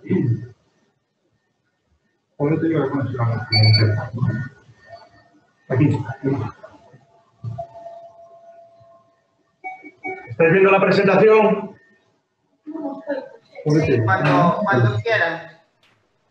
Vale, esta es la paciente que os comentaba antes, la lesión de la disección previa. Es un vídeo muy cortito, no lo teníamos preparado para esto porque la idea era pues pasar directamente al procedimiento. Bueno, intentar delimitarlo más o menos bien y hicimos la disección por técnica convencional, lo mismo que estáis viendo hoy con Hybrid, que es un bisturí fantástico en estómago, va de maravilla, nos permite levantar y coagular una coagulación muy potente y especialmente en estómago, que tenemos una submucosa. Normalmente, cuando hay tanta gastritis, no siempre, pero normalmente una submucosa generosa nos permite realizar la técnica, pues quitando pequeños sangrados con relativa facilidad. Esa es la escala que tuvimos en su momento y lo que hablábamos, el postoperatorio muy bien, Estaba comentando a la paciente hace un momento que incluso ese día cenó normal, aunque le dijimos que cenase líquidos, pero bueno, estas cosas en Galicia pasan. Como no tenemos claro si al final vamos a poder mostrar algo del procedimiento o no, pues lo que hemos es improvisado un par de casos o 3 que teníamos ya hechos para que podáis un poco verlos. Esta es una mujer de 53 años que viene referenciada a otro centro, que venía en su momento, un médico de familia, se planteó incluso en su momento una cirugía referenciada como un carcinoma epidermoide de la unión esofagogástrica de 20 milímetros, sin comorbilidades. En su momento, pues lo que vamos a hacer hoy, intubamos a la paciente y procedimos a realizar la disección. En ese caso lo hicimos con un splash knife, que es un bisturí que tiene una punta un poquito, bueno, significativamente más corta. Hicimos con un splash knife de 1.5 milímetros. Tiene una especie de disco metálico en la punta que permite hacer tracción y también permite realizar infiltración a la mucosa con el mismo dispositivo. Tardamos eso, 170 minutos. El procedimiento fue muy bien, sin ninguna incidencia, y la anatomía patológica es un PTS sobre lesión polipoidea escamosa, sin carcinoma invasivo, con márgenes de resección laterales y profundos libres. Ahí veis las imágenes de la lesión, tanto anterior y retro. Parte de una parte significativa del procedimiento la realizamos en retro, y este es el vídeo. Son más o menos 8 o 9 minutos con un resumen del procedimiento. Siempre trabajamos con CAP, nos permite mantener una distancia focal adecuada, nos estabiliza la imagen y te permite meterte debajo de la mucosa. Además de que es un sistema de seguridad, tienes que intentar siempre que el knife esté lo más cerca posible de la punta del CAP, de forma que, aunque puedas tener alguna pequeña perforación, siempre con el CAP vas más controlado. La posición no era la idónea, pero bueno, la verdad es que... Y luego tenía esa zona de mucosa en la transición que no teníamos del todo claro si podía tener algún grado de displasia o no. Luego con la anatomía ya vimos que no, simplemente era inflamatorio. Y ampliamos un poquito los márgenes de resección porque lo que no queríamos era proceder a una disección, hipotecar los márgenes y luego tener que volver a entrar, porque dificulta muchísimo una segunda técnica sobre un tejido que ya es cicatrizado. En este caso procedimos a la extinción, suponiendo, bueno, sabíamos que era o intuíamos que era un carcinoma epidermoide, por tanto se debe realizar con Lugol entre 1 y 3%, y vais a ver que la zona del epitelio del carcinoma epidermoide no tiñe, queda como más amarilla y nos delimita claramente la lesión en la zona apical de esa formación polipoidea. La vamos bien, lo vais a ver ahora. Esto siempre se debe hacer cuando se piensa en una lesión, en general en todas. Las técnicas de imagen, cuanto más finos podamos ser, mejor, y especialmente en el esófago. Concretamente la atención de Lugol, cuando hablamos de lesiones epidermoides, es absolutamente obligatorio. Lesiones que aparentemente pueden ser pequeñas, cuando luego les pones Lugol, normalmente lo que suele suceder es que son bastante más grandes, ¿no? Aquí lo veis, ¿vale? Tanto anterior como retro. Y procedimos ya, lavamos todo bien, que también se debe hacer, llevar todo bien. El Lugol es irritante, algunos pacientes describen molestia epigástrica centrotorácica después de hacer tinción con Lugol. Bueno, lo comento, si la gente que no tenga experiencia, que no lo use muchas veces, pues que sepáis que, bueno, que puede suceder y está relacionado con la propia tinción. Procedemos a realizar las marcas, que también se debe hacer fundamentalmente en tracto digestivo alto. En el colon no todo el mundo lo hace, pero sí es cierto que tanto en esófago como en estómago, cuando empiezas a cortar, suele haber bastante inflamación y edema y a veces puedes perder los márgenes de la lesión. Por tanto, la recomendación es clara, es marcarla, ¿vale? Y luego proceder a cortar por fuera de las marcas que se realizan normalmente. Mientras estamos enseñando los vídeos, están intubando a la paciente y procederemos a empezar con la gastroscopia inicial, a ver si conseguimos hacer una buena valoración de la lesión y a ver si podemos mostraros algo del procedimiento. ¿Veis cómo estamos haciendo la marcación? Ahí es la zona que yo os decía que no teníamos del todo claro si esa mucosa era solo inflamatoria y no queríamos hacer una resección incompleta, con lo cual ampliamos un poquito los márgenes, hizo que el procedimiento fuese un poquito más largo. Cuando hace disección, lo comentan siempre la gente que hace mucha, la disección es un procedimiento en el que tienes que tener mucha tranquilidad y mucha paciencia, porque la prisa con la disección no es una buena aliada. Aquí ya estamos en visión directa, ya hicimos el abón, estamos un poquito por encima de la transición de los epitelios. El abón lo hacemos normalmente, en este caso lo hicimos con gelafundina, azul de metileno y un pelito de adrenalina. Y como veis, el night lo tenemos siempre muy cerquita del cap y vamos procediendo. Cuando trabajas en el esófago, muchas veces lo único que necesitas, lo comentaba Felipe hace un momento, es simplemente ir controlando el endoscopio con pequeños movimientos de torsión. No hace falta tocar el night, vas cortando. ¿Vale? Es muy importante identificar los vasos, porque son los que te pueden dar en general más disgustos. Evidentemente una perforación pues también, pero no sé, los compañeros que nos están viendo, cuando realmente pasas momentos un poco más agridulces es cuando tienes sangrado de cuantía significativa, que nosotros por ahora no hemos tenido mucho, gracias a Dios. ¿Veis cómo es el procedimiento? Movimientos muy sutiles, siempre el endoscopio muy controlado y alterando entre corte y coagulación en función del tejido que está viendo. En visión directa, esto, cuando se montan los vídeos, muchas veces se puede acelerar la imagen. En este caso no está acelerada, es decir, esta es velocidad normal a la que nosotros estuvimos trabajando. Cuando tienes una posición buena y estable como esta, y trabajando en esófago que normalmente no está muy vascularizado, puedes avanzar relativamente rápido, como se está viendo en el vídeo, sin grandes complicaciones, siempre que vayas más o menos controlado. En este caso habíamos procedido a realizar las incisiones por los dos lados, y lo que estamos haciendo ahora simplemente era pasar a ras del músculo de un lado de la incisión a la otra, y luego terminamos el procedimiento en retro desde el estómago. ¿Veis cómo va yendo? Si mal no recuerdo, tuvimos algún sangradito menor, ahí lo tenéis. Creo no pude estar muy atento porque aquí ya veis que hemos tenido un poco de lío esta mañana. Cuando tienes un sangrado casi por instinto, lo que tienes que hacer, y es una maniobra que adquieres según vas haciendo el procedimiento, es entras con el cap, el propio cap hace presión, haces hemostasia mecánica, como cuando te cortas en un dedo, aprietas con el cap y mientras tanto vas limpiando con un poquito de agua para intentar localizar el foco de sangrado. Lo dijo antes Felipe, siempre sangra un vaso, hay que buscarlo, y luego, en función del calibre del vaso, a veces con el knife o a veces, ya sea con un coagrasper que nosotros no tenemos, o con una pinza de biopsia caliente, que es lo que solemos utilizar, o estamos empezando a utilizar ahora la pinza bipolar de Pentax, de Mostaza, que la verdad es que va fenomenal, ya lo comentó una recientemente también.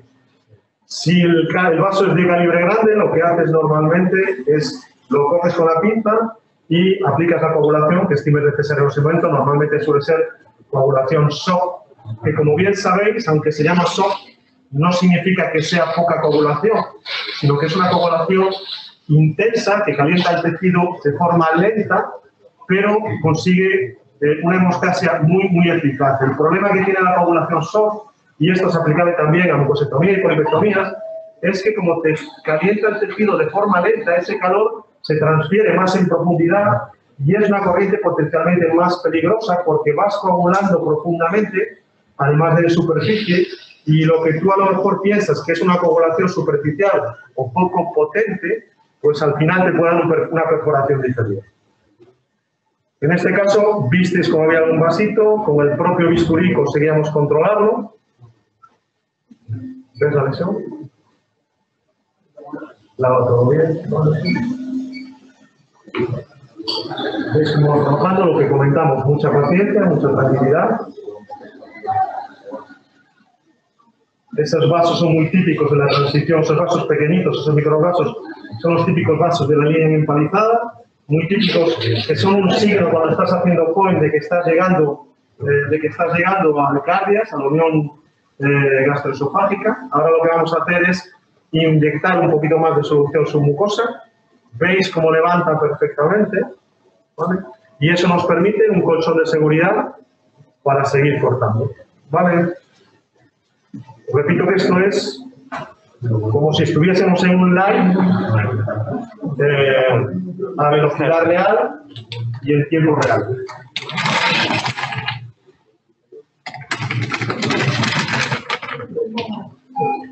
Aquí ya tenemos la lesión simpada. Esta es la escala que nos quedó en su momento, la vais a ver.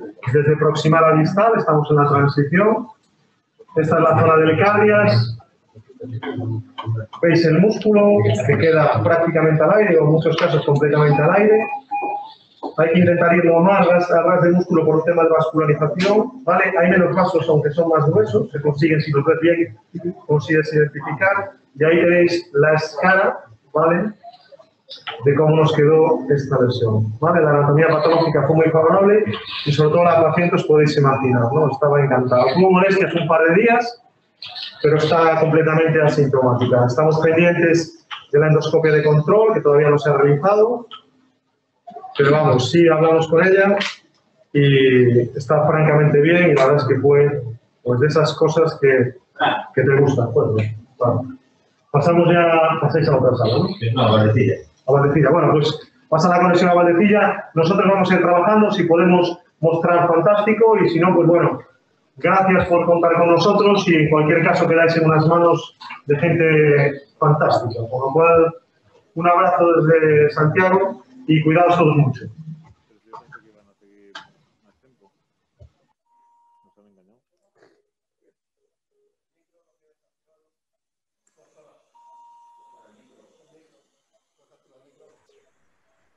Sí, ya tengo el micrófono. Estamos teniendo, bueno, yo antes con el tiempo apurado, darle la enhorabuena a todos los ponentes y comunicantes y todos los que están haciendo, los endoscopistas, por la buena mano, por tener la oportunidad de poderlos ver en directo y poderles hacer preguntas. Y yo creo que ya está Santander preparados para la siguiente conexión.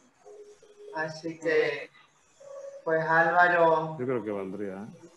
No. Bueno. Álvaro, ¿están ya preparados para conectar? Sí.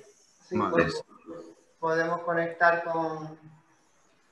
Sí, falta poner la imagen, vale, a la imagen fija de Santander.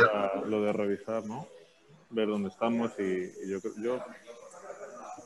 Hola Álvaro y Felipe nuevamente. Veo que ya estás bastante avanzado en el túnel, ¿no, Felipe? Sí, yo creo que está bastante avanzado. Vale, yo creo que por... Es que el colono hay que abrir mucho más lateral, que es el error que hemos tenido. Bueno, que a veces no es tan fácil, ¿eh? Abrir tanto lateral con ese colonoscopio, pero muy bien.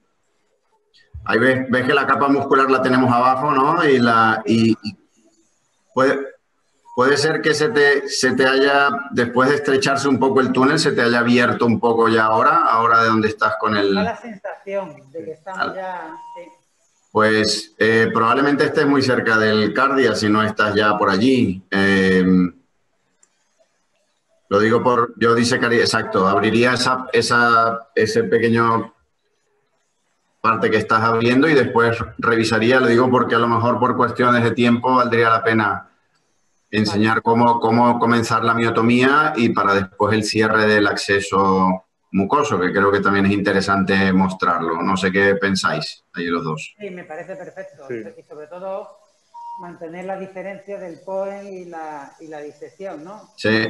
El músculo es poder, vamos, el objetivo, la miotomía, pero que la mucosa tiene que estar indemne, lo contrario a la disección, ¿no? Entonces, ¿qué hay que hacer para saber si la mucosa está bien, Alfredo? Claro, bueno, justo lo que te iba a comentar ahora. Una vez que creemos que el túnel submucoso ya se ha completado, hay que, antes de comenzar la miotomía, hay que confirmar que toda la mucosa esté indemne, obviamente, porque no, si hay alguna laceración o alguna herida en la mucosa, pues habría que cerrarla antes de comenzar la miotomía. Entonces, yo lo que haría es ahí inyectar Vale, por distancia ya estamos, ¿vale? Por distancia ya está. Pues allí inyectar submucoso, ahora líquido un poco. Ahí, ¿no? Ahí. Y salir del túnel para confirmar, uno, que estés en la zona y dos, que la mucosa esté indemne, antes de comenzar cualquier miotomía. Allí parece al final que se abre un poco más. ¿Puede ser? ¿Ves? Aquí abajo está perfectamente, se ve la capa circular del esófago. Y yo ahora, exacto, ahora vamos a revisar tanto la dirección como la... ¿Ves? Ahí se ve el abón, ahí parece que has llegado al cardias y muchas veces hay que hacerlo por retroversión para confirmar que hayas avanzado lo suficiente. No te vaya a creer que con esto... Sube un poco de... No, aquí no se ve bien, parece, ¿lo ves? Ahí parece, ¿no? Ahí se percibe el abón. Ahí se percibe, se ve muy bien. Otra técnica que se utiliza en estos casos es con un endoscopio pediátrico. Si tenemos otra torre, es introducir uno de los endoscopios en el túnel submucoso y revisar... No nos sobra. El endoscopio, si quieres.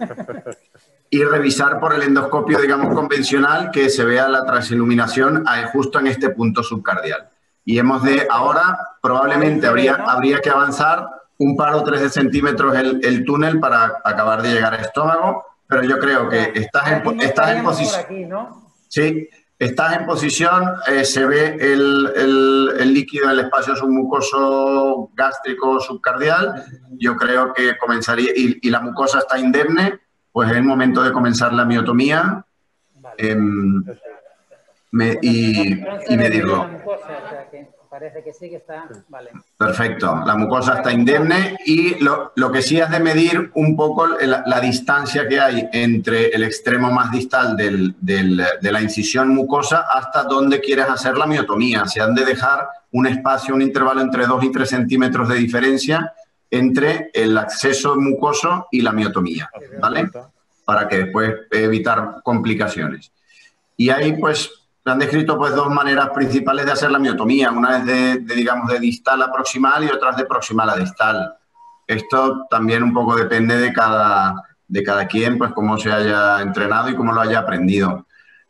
Yo particularmente lo suelo hacer desde cardias hacia proximal. Yo tendría que... No sé qué les parece, tal vez en este... ¿Vale? Habría que avanzar un pelín más, ¿no? Sí, bueno. Sí, a ver, lo ideal sería avanzar un par o 3 de centímetros más. Lo que pasa es que se os parece por el tiempo... Yo creo que por tiempo... La miotomía... ¿Vale? Sí, yo creo que si enfocas en la parte muscular o si disecas un poco la parte muscular de abajo, ya se deben comenzar a ver las fibras estas longitudinales del cardias. Y la miotomía... ¿Cómo hago la miotomía? Yo la haría en este caso de distal a proximal, ¿vale? Calculando por distancia hasta cuándo vas a hacer la miotomía, ¿vale? Exacto. Yo creo que más o menos la hemos marcado, ¿no? Con este... ¿Vale? Bueno, también, y la miotomía también es ir haciendo la miotomía, ir retirando endoscopio e ir viendo más o menos las distancias.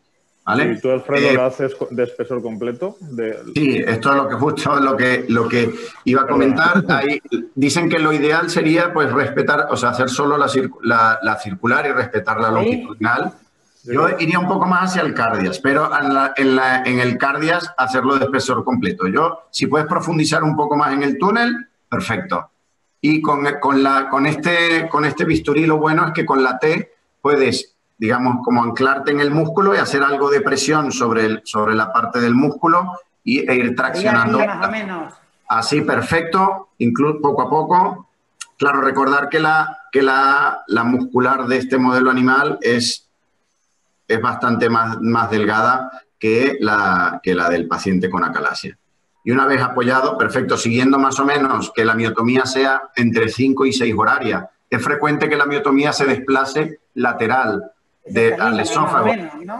Más o menos. Lo único que intentar que no se desplace muy lateral hacia las 3-4 horarias, porque haciendo la miotomía más lateral hay más riesgo que después haya porque es la parte que digamos más débil de la pared y del músculo, y hay más riesgo que se formen divertículos esofágicos post-miotomía. Con lo cual yo intentaría ir más hacia las 5 o 6 horarias y ves el músculo, ves las fibras musculares allí, ¿vale? Introducir incluso un poco más el bisturí, ¿vale? Y allí hacer presión hacia el músculo e ir cortando. Yo habitualmente utilizo el EndoCAD. Perfecto. ¿Ves que ahí están las fibras circulares? Te ha quedado una, has de volver a introducir esa fibra que tienes más distal, se ha de cortar también, o sea que has de pasarla con el bisturí y traccionarla. Muy bien, perfecto. Genial, Felipe. Y poco a poco ir haciendo la miotomía, retirando el endoscopio poco a poco. Tenemos la ventaja que este es, como el canal de trabajo está en esta localización, pues puedes ir retirando poco a poco. La idea es ir haciendo una línea de miotomía continua y después las fibras que queden aisladas las vas cortando después poco a poco. Es intentar apoyar más y hacer una línea un poquito más continua, ¿vale? De la miotomía. La orientación parece la correcta, ¿no? 5 o 6 horarias. Por allí se ven algunas fibras longitudinales. En este caso, el modelo animal, separar la fibra circular de la longitudinal es bastante difícil. Generalmente se hace una miotomía de espesor completo. Y que es lo que habitualmente, pues, hoy en día, pues, mucha gente, endoscopistas, hacen a nivel del cardias y de la cavidad gástrica, es hacer miotomía de espesor completo. Pero bueno, tampoco hay grandes diferencias entre hacer la miotomía circular únicamente o la de espesor completo, en cuanto ni a eficacia ni a complicaciones.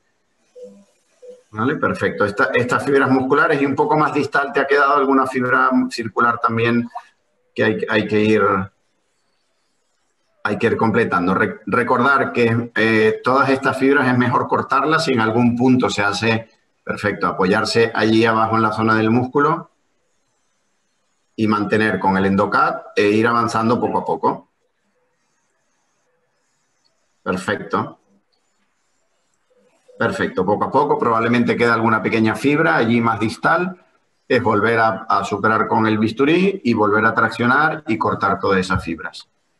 Recordar, estamos haciendo una miotomía, casi todas las fibras que veamos las tenemos que cortar y repito, si en algún punto o varios o toda la miotomía es de espesor completo, también irá bien.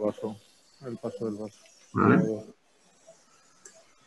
Tienes estabilidad, ¿no? Aparentemente ahí en el endoscopio, Felipe, porque ¿tienes bastante estabilidad en el endoscopio o todavía se te mueve?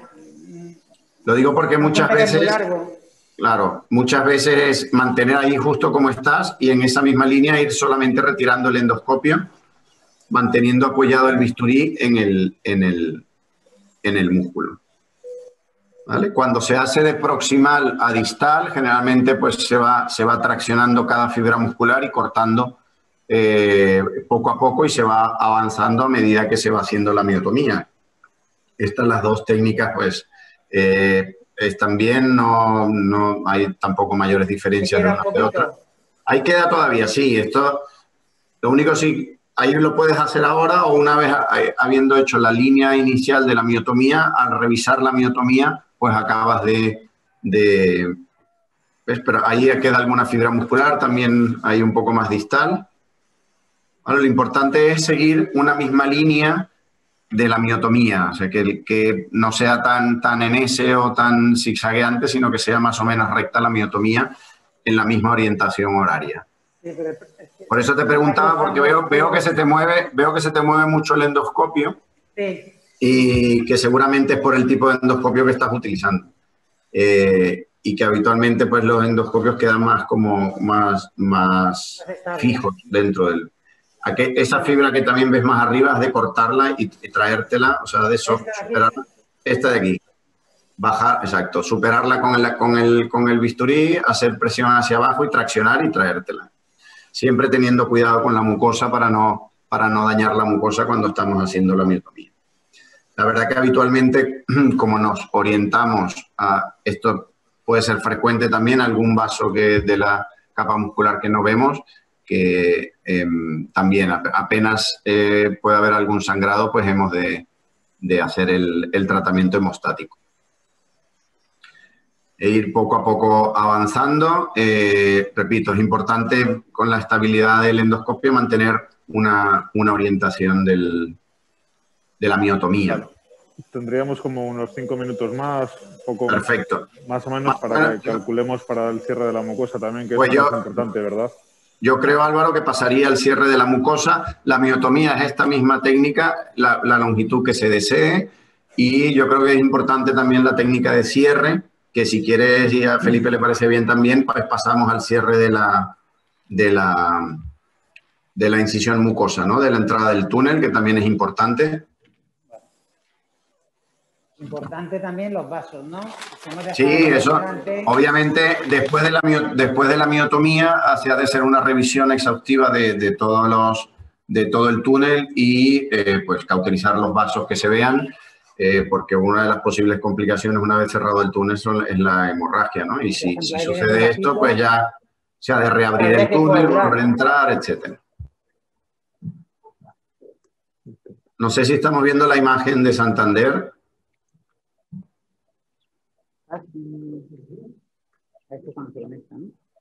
Me parece que no estamos viendo la imagen, ¿no? De tuya, Felipe.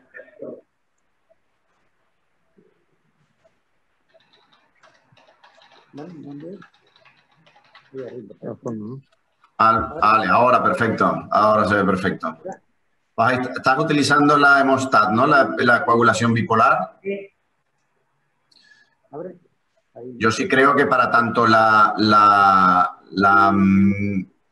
túnel del POEM como para la disección es fundamental tener una pinza de coagulación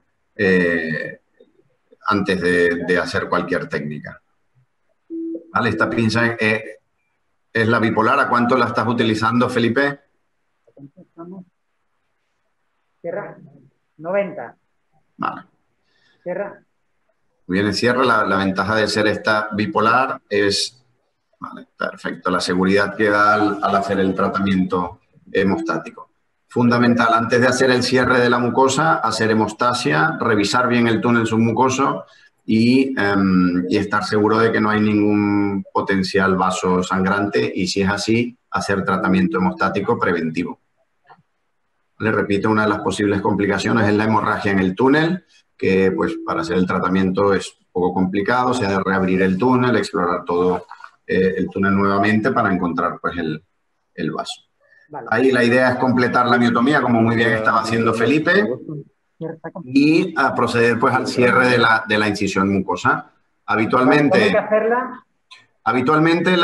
digamos, la técnica más utilizada es con clips metálicos convencionales, hemostáticos, y en algunos casos ahora también se hace con suturas endoscópicas, ¿no? O con clips y lazo, etcétera. Pero lo habitual y lo más utilizado es hacerlo con clip, que se ha de comenzar digamos, en el extremo más distal y colocar el primer clip no en la incisión, ¿no? en los márgenes de la incisión, sino unos milímetros más distales para que se eviertan un poco los márgenes de la incisión y queden afrontados correctamente. Perfecto. ¿Vale? Intentar hacerlo exacto, unos milímetros distales, perfecto, y probar a ver cómo cierra. Para que nos... Sí, probablemente se están imaginando un poco los márgenes. Yo intentaría recolocarlo un poco, exacto, un poco más cercano, perfecto. Hacer un poco de presión hacia la incisión, aspirar, como siempre, perfecto. ¿Vale? Yo creo que... Ahí tiene buena pinta. Sí. ¿Vale? Esto lo liberaría este primer clip y después el segundo clip es muy importante. Yo lo que suelo hacer con el mismo capuchón es desplazar un pelín el clip que está colocado para que logre evertir los márgenes. ¿Ves que se vierten los dos como un poco hacia la luz y poder poner el clip en una orientación correcta para que, importante, que no se invaginen los márgenes de la incisión. ¿Vale? Esto es un colono mientras metes ahora. Sí, no, esto todos contamos con esa dificultad que te han puesto. Vale, yo lo que hago es esto, exactamente, con el desplazar un poco con el capuchón lo que se pueda y sobre todo el segundo y tercer clip son fundamentales para lograr la tendencia. Ahí la tienes muy bien afrontada, ese primer clip ha hecho una afrontación muy buena de los márgenes. Está abierto todo. Perfecto. Entonces, presionar un poco, aspirar y hacer un poco de presión hacia la misma incisión. Cerrado. ¿Vale? Perfecto. Parece que tiene muy buena pinta. Perfecto. Genial, Felipe, a pesar del... ¿Vale? La idea es porque muchas veces los primeros clips hacen que se invaginen completamente el margen de la incisión y después pues pueden quedar pequeños recesos entre los márgenes. Y esto es muy variable. ¿Lo dejas muy aproximado o dejas... No, los primeros clips son muy importantes y lo puedes poner lo más aproximado que puedas. Después depende también de la longitud de la cantidad de tejido que cojas, los puedes espaciar más. Pero va a haber el promedio de una incisión de 2 centímetros, pues entre 6 y 8 clips te vas a llevar seguro, ¿no? Si es verdad que la tendencia a medida que vas haciendo más exploraciones es después a hacer el cierre con menos clips. Bueno, ahí se me ha ido un poco lateral, pero bueno. Sí, se ha imaginado un poco el lado izquierdo, pero ahora cuando pongas el siguiente clip, si desplazas un poco con el capuchón, pues podrás reconducirlo. Pero está bien, no sé, se ven bien los márgenes de la incisión y si mientras se mantengan aproximados así no habrá problema. El problema es cuando se invaginan mucho digamos, los márgenes estrictamente de la incisión. Y repito, esto es muy variable. Al principio, obviamente, uno tiende a poner 10 y 12 clips y después, a medida que pues, vas cogiendo un poquillo más de experiencia, pues pones menos clips, ¿no? ¿Vale? A ver si puedes desplazar un pelín ese clip con el capuchón y avanzar el otro. Vale, perfecto. Muy bien. Y avanzar el que tienes montado. Un poquito, se me queda... Perdona.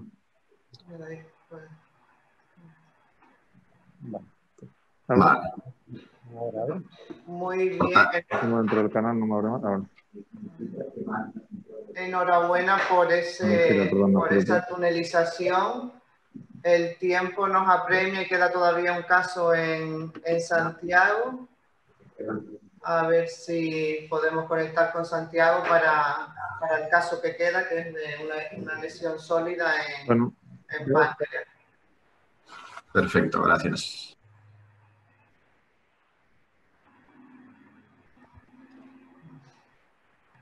Pues ya está, doctor Lariño, cuando quiera.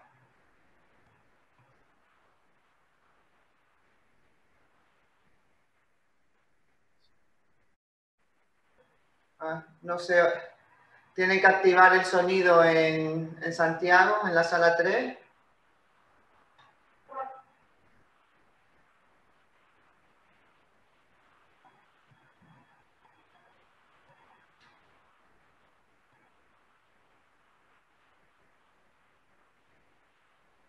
¿Me oye? ¿Ahora? Ahora sí. ¿Sí?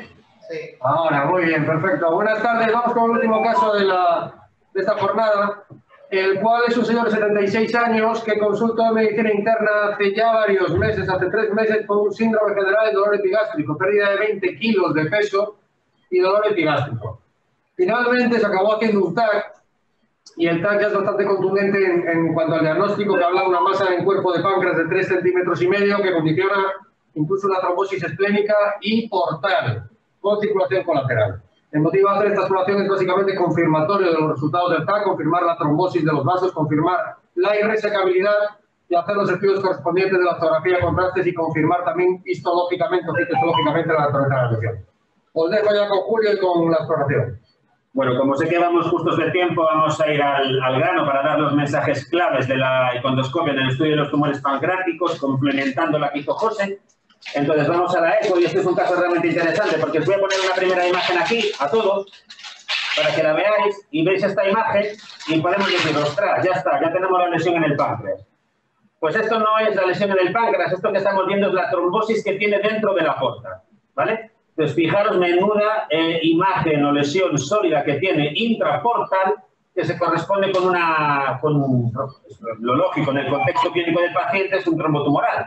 Porque efectivamente, después de identificar esto como la lesión dentro de la aorta, completamos el estudio, fijaros como el trombo lo estamos viendo aquí, entre la porta, la región de la confluencia y a la esplénica, con una dilatación brutal del eje espleno-portomesentérico, y cuando giramos en porción distal y vamos retirando el tubo, aparece lo que había descrito previamente el TAC, que es la lesión pancreática, con lo cual lo que sí que podemos interpretar, complementando los resultados del TAC, es que en la estratificación local, esto es una lesión de gran tamaño, más de 3 centímetros, y lo que es ya no hay una infiltración, sino con una afectación tumoral dentro de la porta que ya confiere claramente de sus criterios de irresecabilidad. Lo bueno de este caso es que podemos no solo mostrar la imagen en modo B, sino que podemos comparar cómo se puede ver la elastografía y el contraste comparando con una lesión de una estirpe diferente como vimos en la lesión previa. José me está ayudando, estamos poniendo la elastografía, estoy intentando centrar la imagen de la lesión, ¿vale? Para que podamos ver cómo, a diferencia de la lesión previa, lo que es la mayor parte de la lesión, y podemos frenar ahí en cualquier momento, José, ¿vale? Lo que podemos ver es que la mayor parte de las áreas que se corresponden con la lesión, excepto esta, que es una zona necrótica, que ya la veíamos un poco más hipoecoica en el modo B, se corresponde con una lesión de claro predominio azul, muy sugestivo ya de entrada de que se trate de un adenocarcinoma de páncreas. Lo que le vamos a pedir a Marieta, que es la primera que está con nosotros, es que vamos a pasar a hacer el contraste, para ver cómo se comporta la lesión con el contraste, que lo que esperamos en este momento, José, ¿qué esperaríamos en el...? Antes vimos una lesión hipervascular, aquí, ¿qué esperaríamos en esta lesión? Realmente el diagnóstico es muy evidente, ¿no? Pero el hecho de mostraros el contraste es porque veis en contraposición con la exploración anterior. Sí. Y veáis cómo los adenocarcinomas o los carcinomas son hipovasculares, son hipocaptantes tras la administración de contraste. Eso es lo que vais a ver que primero se rellena un poco, hay una leve captación de contraste, pero que se pierde inmediatamente. Eso es lo que sería lo normal en este contexto. Todavía no ha llegado el contraste a la lesión, pero fundamentalmente ahora se está empezando a llegar algo de contraste, como veis, pero veis que claramente la inmensa mayoría de la lesión no capta ese contraste. Son zonas de menor captación, sobre todo las zonas más centrales, y es una captación además bastante leve, digamos, de contraste, en contraposición con lo que vimos anteriormente, que era una captación muy intensa, que es típico de los tumores endocrinos. Yo creo que con este patrón no hay ninguna duda de lo que es la lesión, y en este contexto, pues más aún. Con lo cual, deberíamos ir vamos a hacer una biopsia. En este caso, como ya hemos utilizado, vamos a utilizar una aguja de histología. En este caso vamos a utilizar una aguja de Mediglobe, la Top Gain, de 22 Gs, que es un sistema similar. Dime. Te quedan 2 minutitos para cerrar la mesa y quería hacerte una pregunta. Ya sabéis que aquí la biopsia lo hacemos en menos de 2 minutos. Hacemos la biopsia, hacemos un pase y luego si queréis ya cortamos porque ya visteis cómo procesamos la muestra. Con lo cual es simplemente para que veáis cómo entramos en la lesión y luego ya si queréis ya nos despedimos en un segundo y ya desconectamos. El trombo de vamos a colocarlo. ¿El trombo de la porta no lo vas a biopsiar? ¿Biopsiar? Si quieres lo biopsia te enseño el vídeo después, que eso para los directos no es lo mejor. Eso vale. Es lo que notaría. Entonces, esto estamos aquí, vamos a sacar primero inicialmente la aguja, como siempre, o la vaina, perdón. Estamos utilizando el J1038 de Pentas, que es el tubo terapéutico. ¿Vale? Vamos a ver cómo sale. Tenemos ahí la vaina, vamos a recolocarnos con la lesión, que la tenemos aquí, en una posición que sea cómoda para todos, para el paciente, para mí, para la aguja. Muy importante el papel de enfermería para ayudarnos a sujetar y mantener una buena posición para la estabilidad del endoscopio. Vamos a colocar la lesión en el centro, que la tenemos aquí. Vale, ya vimos antes cómo era el estudio de los vasos, con lo cual sabemos que vamos sin problemas, estamos aquí dentro, la veis perfectamente. Vamos, como dijo José, nosotros habitualmente siempre utilizamos succión y en función de cómo salga la muestra vamos decidiendo. De todas maneras, aquí aprovechando que vamos cortos de tiempo, estamos haciendo un poquito de slow pull technique, que yo estoy entrando y saliendo mientras estáis viendo que José va retirando el estilete. ¿Vale? Y ahora vamos a colocar de todas maneras, hacer un poco de succión y con esto me abre. Nada, esto ya es más la técnica habitual, intentamos hacer un poquito de fanning. ¿Vale? Siguiendo también las imágenes que tenemos en la cabeza que obtuvimos con el contraste y con la elastografía, que sabemos que son las zonas más distales y más periféricas las que más probablemente nos den el resultado. Con esto hemos terminado el pase, retiramos la aguja. ¿Cuántos pases haces con la aguja de histología? Y sin patólogos. Fases depende de lo que vemos en la calidad de la muestra que obtenemos. Ahora le voy a dar, que es como os comentamos antes, que dejamos la muestra en el Citolib y en función de lo que vemos es lo que decidimos si volvemos a entrar o no. Okay. Pero yo creo que como vamos un poco justos de tiempo, creo que estamos justo en la hora. Simplemente, bueno, despediros. Darle las gracias al responsable máximo de que esto haya salido bien, que está aquí, que es José. José, responsable máximo. A todo el servicio de digestivo de Santiago, que ha sido una colaboración de todos muy importante, al personal de enfermería, las auxiliares, a Juan, nuestro celador, a los técnicos que nos han echado una mano, que no pueden estar en sala, con lo cual nos dicen lo que tenemos que hacer, porque en estos momentos somos muy estrictos en el personal que tenemos en sala, ya me veis cómo estamos trabajando. Y si ha habido problemas de conexión, que me imagino que sí, y de imagen, mandar imágenes de tan alta calidad en estos sistemas hoy en día, estamos aprendiendo mucho y esto nos va a servir para aprender y hacerlo mejor en el futuro. Creerme que ha sido un esfuerzo brutal poder hacer esto en directo y sin más, nos despedimos y esperemos que nos podamos ver en directo en algún momento. Pues muchas gracias a todos. Yo hago extensivas, hago propias las palabras del doctor Iglesias y le doy las gracias a toda la Sociedad Española de Patología Digestiva y por supuesto a todos los que han participado hoy en los directos y con los casos en vivo, tanto al personal médico como al personal que nos ha colaborado, al personal técnico, por supuesto a Maika Romero y a V Medios, así que muchas gracias a todos y a la Sociedad Española por preparar esto y que haya salido tan bien. Espero que hayan disfrutado, tanto como yo, de todas las conexiones y de la conferencia. Pues bueno, muchas gracias.